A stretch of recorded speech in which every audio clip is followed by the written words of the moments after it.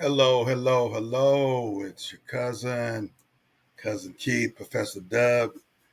You know the drill. I'm back. I promised you last episode about back to school that some of you families are past elementary, junior high, and now high school. I get it. I get it because now college, whether it's community college or they went off to a 4-year school, because I've been blessed. My wife and I have 4 daughters and 4 degrees, so we've been blessed. So I got to thinking about, like I said on the previous episode, about how we can help. Kind of give you our 5 pillars. Excuse the pun. On how we were able to get our 4 girls through school, and it's a wonderful time for families. I get the excitement, I get the apprehension, I get both the sometimes even conflict. I never forget this one family. They were in a department store that I won't name, but the mom and the daughter got into a fight about fixtures or towels they wanted to put in the dorm room. And we were moving my daughter in to her apartment one time, and I heard the mom and the daughter got into a fight about how to put the coven. What is that? What are those? The comforters on the bed and where to put the clock. I'll never forget it. The child was like, "I want the clock there," but the mom was like, "I think it belongs there." Like, mom, it's her room at school, not your house. But we're gonna get there. We're gonna get there. Been there, done that. I've had the arguments, and here's off the top, Dad. When it's moving day, you got one job: set the bed up and be quiet. No, you got 2 jobs, 3 jobs. Set the bed up, move the stuff into the room, and get out of the way. Stay out and stay alive, dads. Stay out and stay alive. I've been through it 4 times. I finally learned on the third one. When mom and daughter are going at it about where to put this, all right, we got one road. Just go up and down the stairs, go up and down the elevator, bring the stuff up, and get out of the way. That's my first bit of wisdom, dads. Get out of the way. Go get coffee. Trust me. So I'm gonna give you all a couple minutes. Don't have a whole lot of time, but again, this is for parents navigating. Yes, it's very emotional. Oh my God, it was emotional. When I dropped my oldest daughter off, it didn't get me on the way there. But as we were coming down the 101, then it hit me. I just dropped my eldest off. Oh my God. So I get the emotional side. Lord knows I get the financial side. 4 daughters. I didn't get my new car until the last one graduated from San Diego State. So I get it, moms and dad. I definitely get it. So I'm going to give you some practical journey tips of sending your child off to college and what to do while they're there. And this is coming from a dad who definitely gets it, a family who definitely gets it. So whether you're a first time college parent or you're feeling a mix, I get it. That mix of pride, but you also have that hope, you have that fear, and definitely that uncertainty. I've been there. And so I'm going to give you some of the principles I've used that has helped me along the way as I've put forward through college. So hear my heart. I may ramble a little bit, but hear my heart. Again, there's some of these I've learned the hard way. So here you go. Number one, start with their vision, not just their major. Now you've probably found out by now there's some laws called FERPA. Yeah, I'll never forget taking my first one off to school, and I wanted to help her pick her schedule. Yep, I'm going to be involved. And she said, the counselor says, students, you go this side, parents, you stay here. What? Yeah, that's exactly right. Parents, you go to this side, students, you come with us. But I want to help her pick her calendar, her schedule out. No, no, no, no, no, no, no. They're on their own now. So parents, encourage them to explore their interests early. But understand, parents, their major may change. I know mine did. Mine changed when I was at my beloved Fresno State. So give your child some room. They may think they want to start one way, but as they get to meet new people, have different classes, have other experiences. That major may change. So let me help you. Stay out of the way. Stay out of the way.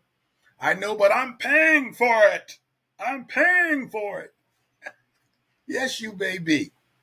But now, a lot of them are 17 going on 18, which leads me to my second thing. Stay involved without taking over.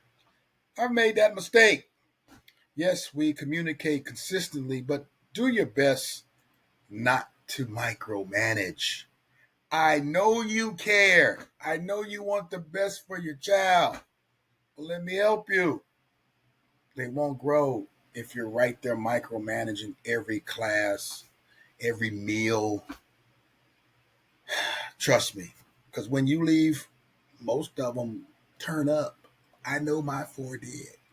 So, and they stopped calling after the first couple of weeks. Got news for you. They're going to stop calling. And I know you're going to want to call, like my mom did when I was a freshman at Fresno State. I love my mom. But God, to call the dorm at 8 a.m. on a Sunday morning, I was just getting in from hanging out all night. Give them some room, guys. Give them some room. But every now and then, just call. I call it my Sunday night check-ins. How you doing? How was your week? Let them own their journey, but know that you're still there in the passenger seat. I get that. Number 3, you don't have a whole lot of time, is teach financial wisdom early. Here's an opportunity for them to understand budgeting, meal plans, managing their small expenses. I've had the credit card conversation when one of my daughters overspent. I said, I'm going to pay it this time. But the next time, young lady, you're on your own. And I had to learn that when I was a freshman and I helped chip in for a keg of beer, which ruined my budget. Right then and there, I said, well, Keith, if you're going to have these, I couldn't tell my mom while I was overdrawn. Oh, yeah, we went and I helped with a kegger. Couldn't tell her that. But right then and there, I had to learn, hey, Keith, you got to get a job. You got to be more responsible. And I was 18 when I chipped in on the keg. I was 18. Yeah. Anyway, let's keep it moving. Keep it in, because it also, with their budget, it teaches them the value of saying no to those peer pressure purchases. And Lord knows I had some peer pressure purchases when I was in college. Then also, while you're there, connect them to support systems on campus. Because my daughters are second generation, I'm first generation. I had the opportunity of going through the EOP program, it was an amazing program. I don't think I would have graduated without the EOP. So if you are a first generation college student or a first generation parent, find out the resources for your child, because a lot of times they may be shy. But if you're having a child that's going to second generation, remind them to all the resources, the tutorial services, the counseling services, all those support mechanisms that are on campus before a crisis hits. I wish someone would have told me, and I was a senior when I realized that somebody would read my papers before I could turn them in. Da-da! So I told my daughters, go to the tutoring service. It's free. It's in your tuition. Have your papers read before you submit them to your professors. It helps. So connect them to those support systems. For those of you who have been to college, you understand. You've been there. Encourage them to build relationships with their professors and advisors. As a college professor, I tell my students all the time, network. We don't bite. Your counselors don't bite. We're there to help. We're there to advise. Parents, for the most part, if this is your first child going to college, they're going to be all right. Just make sure you turn them back over to the system. Ask them, did you talk to your professor? Did you meet with your advisor? Did you go to the tutorial center? Did you do that? Another thing, parents, they're going to be under a lot of stress and strain. So not only school is about getting academics, but it's also about developing a network. So promote your students who belong to some organizations, some clubs, some fraternal organizations. There may be some churches on campus. I'm a proud member of Phi Beta Sigma Fraternity Incorporated. I'll show you. I'll show you. These brothers were my support system when I was on campus. I love these men to death. These are my guys. They were there for me. So there may be organizations on the campus that your son or daughter will be going to. Now tell them don't overwhelm themselves, because I also marched in our marching band. So tell them don't overwhelm themselves, but do something more than just studying. They only get to do this as an 18-year-old one time. As an 18-year-old one time. Please, parents, give them the liberty and the freedom to enjoy themselves. Now, yes, have boundaries, have guidelines, but promote. There's more than just calculus and biology. There's more than just philosophy. There's also other organizations, other things that they can do to that they develop the entire person while they're in college. Remember, college is about developing the entire holistic person. And number 5, keep home a place of encouragement, not pressure. Because they're going to struggle. Trust me. I see it all the time as a community college professor. They struggle because there's different accountabilities. There's different expectations. It's going to be hard. That first 6 weeks, that's a huge adjustment, especially for those who are leaving home for the first time. My daughters each of them were over 100 miles away, 150 miles away. I think the closest one was 109 miles away. So it's an adjustment. They're going to struggle. They're going to fall behind. Oh, here's one. They may come back with an F. Yeah, my first semester, 1.67. To this day, my parents have not seen that report card. Yes, and I told my students that. Now, yeah, I struggled my first semester. A lot of it was academically. Some areas I was not prepared, and others my time management was awful. It was awful, and that's the one thing that gets first-time freshmen is time management, because they have so much class at. I can tell a first-time freshman because they get the 8:00 class. I'm just like, and I was in high school, get an 8:00 class. Well, that's going to change to 10, 11, 2 o'clock as they get older, as they matriculate. But then they're going to realize that sometimes professors don't take roll. So if I don't show up, if I get behind, so their time management, I need to study. Think about this. You got a class at 10 o'clock. You get up at 8:30. You eat, go to class. You may not have another class, parent, till 2 o'clock. And if your child is not working, that's a lot of time for them to do nothing. Oh, they're going to go back to the dorm and play a video game. Yeah. Oh, yeah, I'm studying. No. Or they're going to go to the concert, or they're going to go to the bar. They're going to do a lot of different things. Just coach them on their time management. Don't be a critic. Just coach them. Trust me, I've been through 4. And being a college professor, my daughters had kind of a little bit of a sometimes disadvantage and other times an advantage, because I get it. So just celebrate their effort and their progress, not just their grades. Again, college is more than just getting good grades. It's developing the holistic system.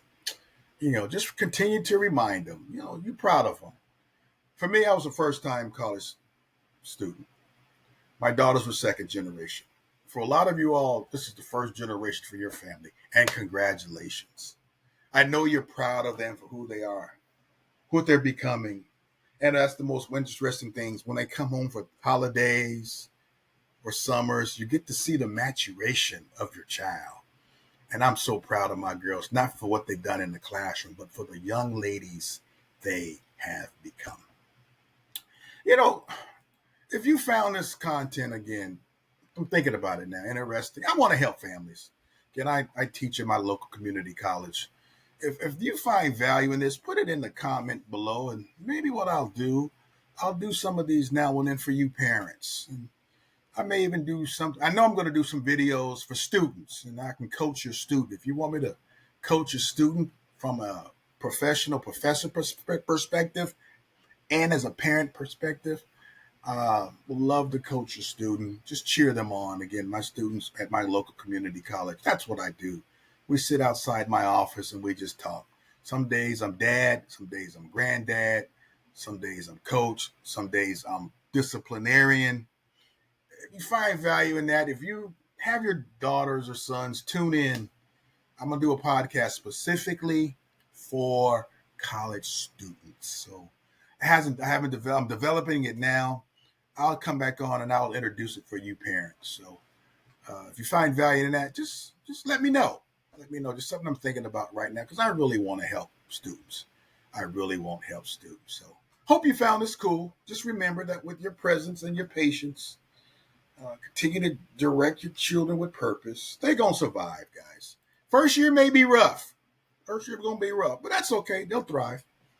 Again, if you found this episode enjoyable, please share it with a fellow parent. Let me know. I may do more of these. Because I really want to help families and their children succeed. I believe that's the calling God has placed on my life. All right, till next time. Thank you so very, very much. I appreciate you. Let me know how you think about it. All right, guys.